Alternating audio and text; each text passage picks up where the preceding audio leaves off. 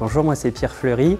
Effectivement, on me connaît plus comme cavalier avec des présentations équestres en liberté aux côtés de mes chevaux.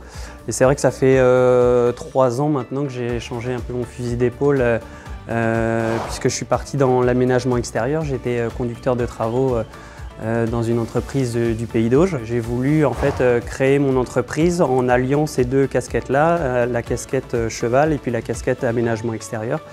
Donc depuis le début de l'année, on a une entreprise où on fait en fait tous les aménagements autour du bâti. Donc là, on est dans un très beau barn, donc nous on ne touche pas du tout au bâtiment, mais on va s'occuper de tout ce qui est l'extérieur, donc les sols équestres, la stabilisation de sol, les réseaux, des abris, des clôtures, voilà, tout ce qui est en dehors du bâti.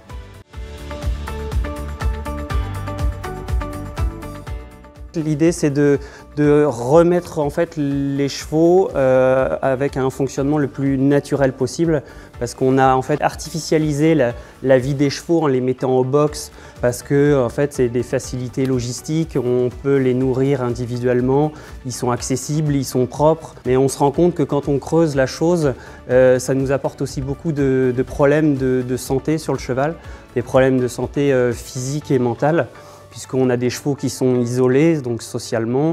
Ils sont en fait dans une petite boîte, en proportion. On imagine un box par rapport à un cheval de 500 kg, c'est quand même une toute petite pièce si on fait une comparaison avec nous. Donc ils se déplacent très peu, donc on a rien que déjà ça, beaucoup d'impact sur la locomotion du cheval. Le fait aussi d'avoir 3 rations en fait, pour le cheval matin, midi et soir. En fin de compte, c'est le petit déjeuner, déjeuner, dîner chez l'humain. Mais en fait, le cheval, si on l'étudie vraiment, le cheval n'est pas fait pour manger 3 fois par jour. Alors même s'il a 2 ou 3 fois du foin, ça reste quand même pas assez. Donc l'idée de l'écurie active, c'est de pallier à tous ces problèmes-là pour les remettre en fait ensemble, qu'ils aient une vie sociale, ce qui fait qu'ils vont être équilibrés mentalement. Ils vont marcher aussi beaucoup plus, puisqu'on essaye en fait dans l'écurie active de dispatcher un petit peu tous les points d'intérêt importants, l'alimentation, l'eau, le couchage, les zones de sable où ils peuvent se rouler. Et l'idée c'est qu'ils marchent un maximum, ce qui fait qu'au niveau de la digestion et au niveau articulaire, musculaire, enfin, voilà, le cheval dans sa globalité, le cheval se sentira beaucoup mieux à ce niveau-là. Il y a une réflexion en amont de projet qui est très importante. Donc là, c'est ce qu'on a fait avec Perrine Carlier pour vraiment penser la chose correctement, pour faire en sorte que les chevaux aient tous leur place en fait. S'il y en a des plus vieux, des plus jeunes, des dominants, des dominés, qui en fin de compte, ils arrivent tous à trouver leur place. L'idée, c'est de minimiser le stress. Donc il faut vraiment penser à tout, mais ça va du nombre de places de râtelier aux angles qu'il faut éviter pour ne pas qu'ils se bloquent. Voilà, il y a énormément de choses à faire là-dessus. Donc l'idée, c'est que justement, moi j'interviens en amont du projet, donc là à l'heure actuelle, pour passer ensuite à la phase d'exécution des travaux.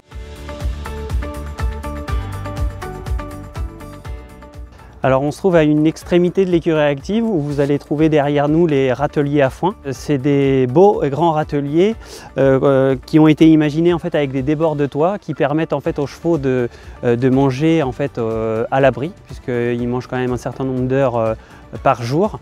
Le but et le confort pour lui, c'est qu'il se trouve à manger au sec. On a fait un nombre de passages de tête suffisant, on a même doublé voire triplé le nombre de passages de tête pour que chaque cheval ait accès sans problème au foin, sans justement devoir se battre pour accéder à la nourriture. Et filets à foin également pour justement réguler la quantité de foin ingéré, qui prennent leur temps pour manger. Voilà. Et même pour les chevaux qui ont comme un petit peu tendance à tousser, c'est bien parce que ça évite qu'ils mettent leur nez complètement dans le foin voilà, pour les poussières et tout ça. Donc, voilà. Et la notion de gaspillage aussi, où en fait on voit souvent des râteliers avec du foin qui dégoulinent du râtelier, et là ça permet aussi des économies de foin non négligeables. Dans la disposition des différents éléments, comme vous avez vu tout à l'heure, donc les râteliers sont de l'autre côté du manège. Il y a la zone en sable, la zone de roulade le long du manège, et là on arrive aux abreuvoirs. Et le fait qu'on ait dispatché les différents éléments comme ça à distance permet que dès qu'ils veulent boire, ils sont obligés de se déplacer, de marcher pour venir jusqu'aux abreuvoirs. Et voilà, ils ont trouvé très amusant comme petit jeu de repartir, mais alors à fond, direction les râteliers, le long du manège. Donc je vous laisse imaginer, pour ceux qui travaillent dans le manège, ça met un petit peu d'ambiance. Parmi les éléments de l'écurie active, donc il y a les dortoirs. Donc c'est des espaces où les chevaux peuvent venir se reposer, se mettre à l'abri, surtout du vent. Je pense qu'ils vont aussi venir beaucoup cet été pour se mettre à l'abri du soleil.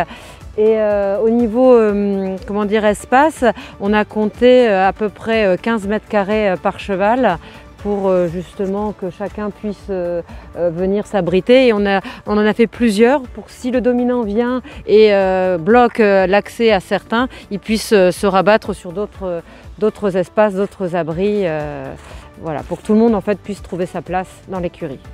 Donc les chevaux passent la majeure partie du temps en fait, à manger du foin au niveau des râteliers, des façades d'affouragement, voilà. Et en complément, sachant que ce sont des chevaux de sport, au sport ou non, mais en tout cas avec un apport nutritif supplémentaire que le foin, on a mis ce qu'on appelle un DAC, distributeur automatique de concentré. Le distributeur automatique de concentré, c'est un apprentissage. Donc au départ, avant de le laisser en libre service, il faut leur apprendre. Donc leur apprendre à rentrer, à être calme à l'intérieur, à manger dans la loge qu'il y a en bas, après à pousser la porte. Donc c'est tout un apprentissage qui doit être fait pour que justement les chevaux après puissent être à l'aise avec tout le système et l'utiliser de façon autonome. Les chevaux ont un collier et donc chaque ration est individualisée. On peut mettre 2 aliments différents, des minéraux également. Pour chaque cheval, on détermine une ration et le cheval a cette ration qui est divisée en 24 portions qu'il peut aller chercher toutes les heures. Donc s'il ne vient pas pendant 2 ou 3 heures, il a 3/24e de sa ration et le cycle se remet à 0 au bout de 24 heures. On a tout de façon informatisée, donc ça permet de suivre exactement que mange le cheval, à quelle vitesse, combien de fois il vient, est-ce qu'il a mangé la totalité de sa ration ou pas, et d'adapter les différentes modalités pour qu'il ait tous ses besoins. Alors on a 2 sols là, des zones en sable, donc des zones de roulade où ils peuvent s'amuser, courir, voilà, qui sont des zones souvent de jeu. Et puis un sol qui est stabilisé, sur lequel ils circulent. C'est bien d'avoir 2 textures de sol aussi pour le pied, pour les adaptations. Ça stimule le métabolisme différemment en fait. Il ne faut pas qu'il soit sur le dur tout le temps et qu'il ne soit pas non plus sur le mou. Voilà, on aurait des répercussions négatives sur le cheval, sur les membres, sur les muscles, etc.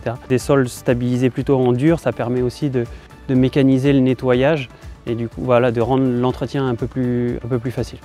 Ce qui est important aussi, c'est de quantifier en fait, le nombre de mètres carrés qu'il va nous falloir sur une écurie active, parce qu'il y a des fourchettes qui existent, surtout avec des minima, c'est-à-dire qu'il ne faut pas être en dessous de 100 mètres carrés par cheval. Et encore, c'est un minimum très bas quand même. Donc nous, on est parti sur 160-170 mètres carrés. Voilà, qui fait une bonne surface. Ensuite, il y a la notion d'aménagement qui est important, avec des largeurs de chemin assez bonnes. On tourne autour de 7 mètres minimum. Pas d'angle. Pas d'angle, voilà. Au niveau des découpes et des angles, d'arrondir en fait pour éviter qu'il y ait du stress et en fait, on essaye d'éviter des accidents. Au moment du projet, il faut imaginer le pire entre guillemets pour faire en sorte qu'on n'ait pas d'accident au moment où les chevaux sont dans l'écurie active. Tout à fait.